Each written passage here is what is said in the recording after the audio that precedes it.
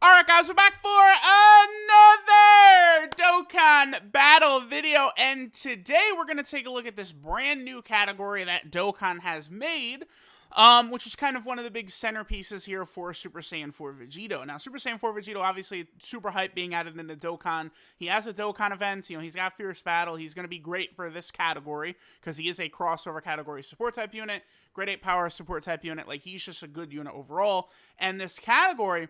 So what's crazy is they left out no one. Like, literally everyone you would want is on this category. And it's a full 170% led team. So this team is going to be very solid. Now, if we go through it, again, like I said, they didn't leave jack diddly shit out. It's all here. This is like the first time where it's like, oh boy. You know, all right, let's take a look at this category. Yep, they're probably going to leave this out. They're going to leave this out. They're going to leave this out. And it's like, nah, like it's all here. I was actually fairly surprised by this. LR Kid Goku and Arale, like, obviously this is sort of like, from the, well, I guess this one is from the movie, huh? Even though they are also on Dragon Ball Saga, but I just didn't think that they would, like, this is exactly the type of thing that they, in the past, have left off. Like, this is a solid unit, right? I mean, they do create Rainbow Key Spheres, which means they can certainly be helpful. And then nothing was left off, right? Every character... Yeah, I was gonna say, I was like, wait, is 21 on here? Yeah, she is. Every character that has one of these little symbols, they're all on here, right? So this Android 16 is on here. Android 21 is on here. This bodes well for the future because I think there's at least a decent chance that one day we could get like a start of turn, like transformed Android 21 or something like that. And then maybe this one could get like an easy 8, right? Definitely a type of thing that could happen. I was a little bit concerned with some of the Xenoverse Trunkses because, oh, the data download added it, did it? Oh, yeah? Hold on. No shit. Okay. So, here, let me pull up my account real quick. I'm not gonna link it up, but I just want to look at my account real fast and see. So before the data download last night, these characters did not have the Xenoverse logo on their artwork, and they do. Yeah, the in game the Trunkses do have Xenoverse. The logo is actually on these characters now. If you guys, it was literally just yesterday where I made a video and I was talking about how it's stupid because they took like, this Toa, right? And like, Demigra and this Mira, these units that just got Dokkan Awakenings over on JP, right? And they got the Xenoverse logo. So did Mass Saiyan. But it's like, for whatever reason, they just left off the Xenoverse Trunkses, right? Like, you go to the Xenoverse, like, Link skill right here, and a bunch of these characters were just left off. What about Supreme Kai Time? Did she get it as well? Yeah, she did. That's what's up. That's nice. I love that. Okay, very good, very good. So, bro, like, Super Saiyan 3 Vegeta, Super Saiyan 3 Broly, they didn't get, like, Raging Blast added, did they? No, they just don't have one. But this is awesome, because it's like these what-if cards did indeed get added to this category. So now Broly and Super Saiyan 3 Vegeta have an additional place to be good. See, something like Super Saiyan 3 Vegeta, here, actually, I want to pull him back up. Super Saiyan 3 Vegeta is a big deal, right? Because this is a great defensive unit. So, like, we get, like, a crossover Super Battle Road stage or something like that, and this guy's going to be phenomenal. It's just, like, this is the sort of thing where when they don't leave off random units, the category itself is just strengthened so much. Because of this guy here, you have a godly, like, short event, great defensive unit on this team, right? Which helps out. Also, I would like to point out, because they gave us all of the GT Vegetas, right? All the Super Saiyan 3 Vegetas are all on here. These two Vegetas, that, remember, they came out so long ago on Global, these guys are going to get a Dokkan Awakening eventually. And they're going to be pretty solid, I would think, because, look at how good recent Dokkan Awakenings have been. So, like, these guys are both going to be very, very solid. I'm definitely intrigued for the Super Saiyan 3 GT Vegeta, because currently we only have this guy right here. And it's like, he's solid, but, like, he doesn't have Over in a Flash, which limits him a lot. Yeah, I mean, he's definitely solid. 90% attack and defense, and then extra defense on super attack. I believe I actually don't have this guy rainbowed, too, which is funny, because, he's definitely good enough, like, to run, right? But without Over in a Flash, that does limit him a little bit, right? So that's good. We've got all those Super Saiyan 3 Vegetas. What about the Super Saiyan 2 Trunks? Did they put him on here? Wow. They did. I didn't see anyone talk about this. Okay.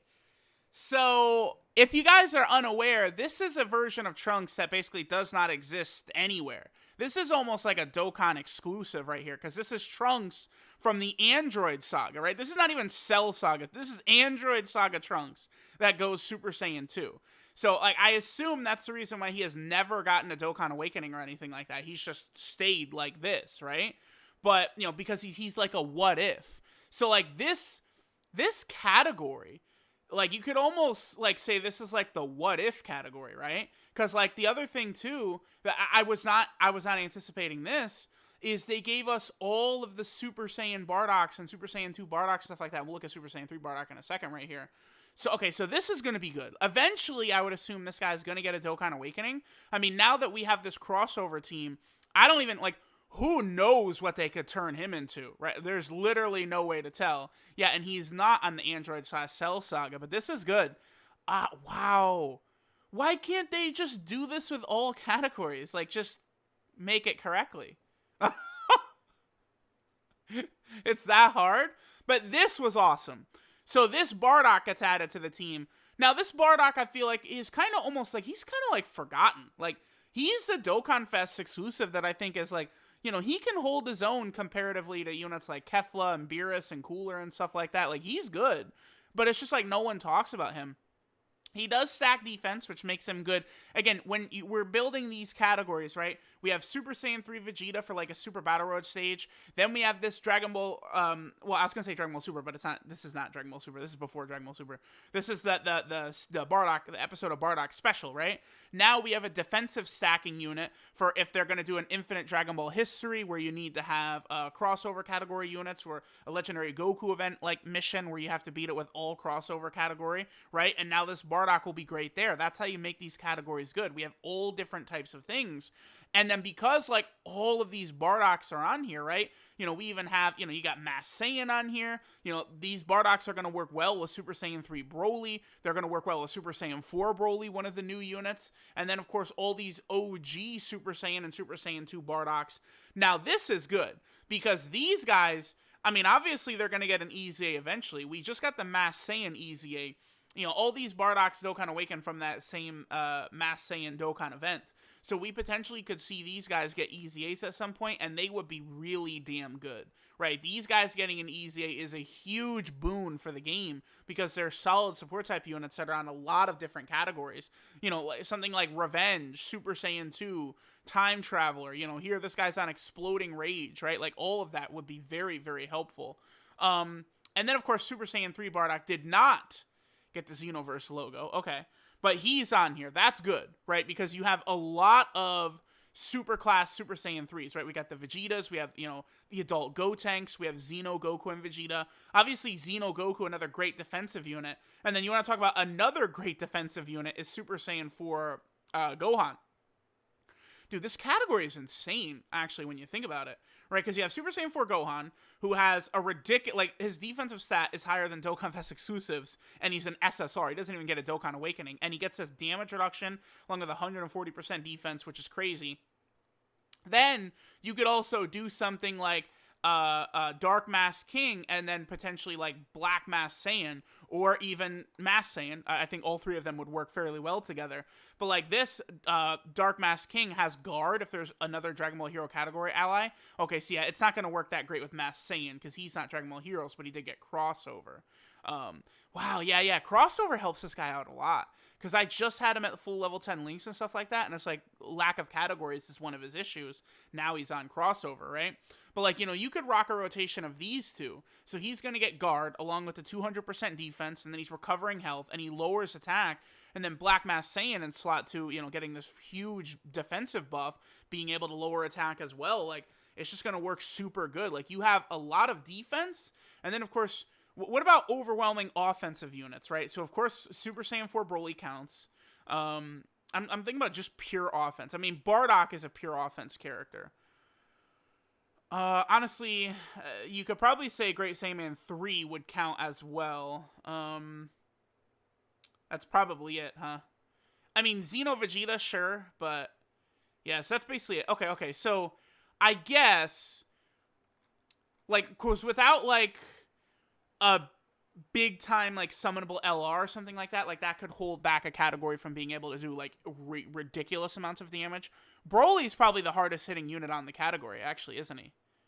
Um, I think so, huh? Yeah, it looks like Broly's the hardest hitting unit on the category. Okay. But you know, if you have him with Vegito, like they're gonna be a wicked combo. Vegito in like slot 1, Broly in slot 2. Broly's gonna do insane damage. Especially if he gets a double or triple super, it's GG. He's doing a lot of goddamn damage. Super Saiyan 4 Bardock again, above 80% HP. He's got the super effect against all types and the guaranteed crits. And there's so many Super Saiyan 4s on here now, right? They added so many of them. And what's funny is, you know, we don't even have a Xeno Super Saiyan 4 Goku or a Xeno Super Saiyan 4 Vegeta yet, right? They're not even out. Out. So, like, eventually they're going to come out, right? And then there's going to be, like, the Limit Breaker Xeno Super Saiyan 4s, and then Limit Breaker Xeno Super Saiyan 4 Vegito. And then don't forget, like, so, like, in Dragon Ball Heroes, there's, like, the Capsule Corporation, Gi, Goku, and Vegeta, right? Remember, that Vegeta goes Evolution Blue, that Goku goes UI, they fuse into Vegito Blue. All of those versions of those characters, if they get added into the game, are going to be on crossover as well.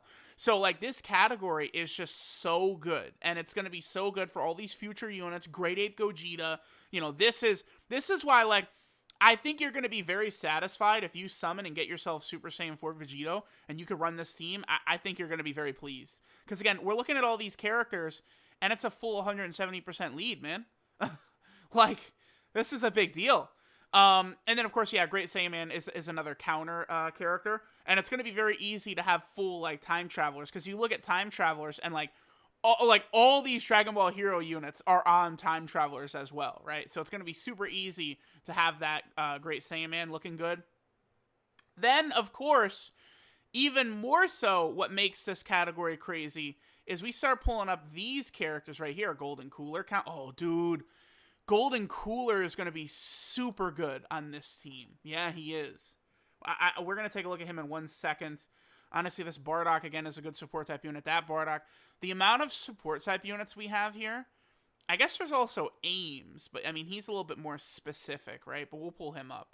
And then Great Saiyan 4, but he's also a little bit specific. We'll just pull up these guys for now, right? So then we go through and look, right? Like, Darkness Toa is a crazy extreme class support type unit. That's the only thing, is they didn't give us... You gotta run Demon God Salza, dude, who's just 50%. Yeah, oh, that's a mistake. I mean, I guess we're gonna have to wait till, like, maybe the Dragon Ball Hero collab next year to get, like, an extreme class crossover lead, but that would be very helpful, because a bunch of these units, like, Demigra, Mira, Toa, you know, they're all, whatchamacallit, they want full extreme class units, right? And then that Mira, by the way, is another defensive stacking unit on this team, and then you have Super Mira, who stacks defense as well. This Brawpan, you give her a easy A, she's going to be insane, right? Then, of course, Supremo Pie of Time. We know how ridiculous she is. Supremo Pie of Time, at this point, it's like Demon Goddess Toa is just like a little bit of a better Supremo Pie of Time. I mean, they do different things, right? Like, this is really good for Supremo Pie of Time. That 100% defensive buff on Super, she's sealing. You know, at her max, she has a better chance of giving 42% attack and defense, because Toa only has a high chance, but then Toa does have that heal as well, right? Then this Toa, the only thing about this Toa is, like, you know, if you want to go full extreme class for the team outside of the 2 Vegetos, then Toa would be giving, what, 25% attack and defense and 3 ki, which would be good. But, I mean, at this point, you're pretty much only going to use that Tech Toa on a full villain team, I would think, probably, especially if the new Toa added. But then this Golden Cooler. Oh my god, I can't wait. Golden Cooler.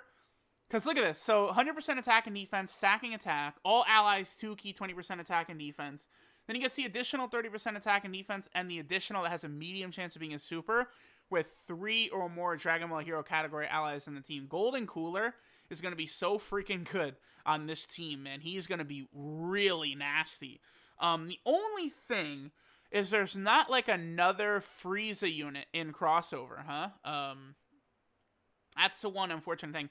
I'd have to talk to Goresh. Oh, there's Chilled, but I mean, Chilled doesn't have. Yeah, Chilled is on here, but he doesn't really have like a good card. All we have is this Chilled right here. There's also Cool Iza, but they're super old as well. Hachiak is on here too, by the way. That's good. Yeah, I don't know of any, like, I mean, there's obviously, Golden Metal Cooler, right? Goresh wants him every single day. I mean, if we got a better version of Chilled, I mean, they could do a banner unit Chilled for sure. This Cool Iza, when the Fusions units get Dokkan Awakenings, this guy could be good with Golden Cooler. Pandel, of course, needs an EZA as well. And then again, Demon Goddess Toa, one of the best support type units in the game. She's like a must run. She's insane on this team, right? Then, of course, again, like these Super Saiyan Bardock, Super Saiyan 2 Bardock. Like, you have so many supports. You have just so much potential to run a team any way you want. Like, they did so good with this. So, I don't know. Let me know what you guys think, but this looks like a really fun team that can be built in so many different ways, right? You have so many different defensive options, offensive options. Is this guy eventually going to get an EZA? Is this guy eventually going to get an EZA? You have the Arale units on here as well, right? All the Fusions characters, like, it's just built to perfection. It could not have been built better. This is exactly what we want from this category. So, let me know what you guys think. And the other thing, too, is, again, this is a category that's only going to continue to improve dramatically, right? Because all of these Xenoverse, like, any other Dragon Ball games that come out, like, Dokkan did not do a Kakarot, a Dragon Ball Z Kakarot unit, the way Legends did. But if they did, that Kakarot unit would be on this category, right? When future Dragon Ball games come out and Dokkan does a collab with them, they would be on this team as well. If Dokkan and Legends would ever do a collab, which I don't know if they would, but like if Shallot ever came to Dokkan, he would be on here, right? So, and then Shallot, would they just make Shallot like a transforming Goku and Vegeta unit where he just goes into every form each turn? I mean, that would be interesting, but at the same time, those units are kind of frustrating, so I don't know. But, I mean, this crossover category is great. I do recommend summoning for Vegito. Being able to run this team is going to be awesome. You have a lot of units on here. Let me know what you guys think. I'm super pleased, and I'll catch y'all next time.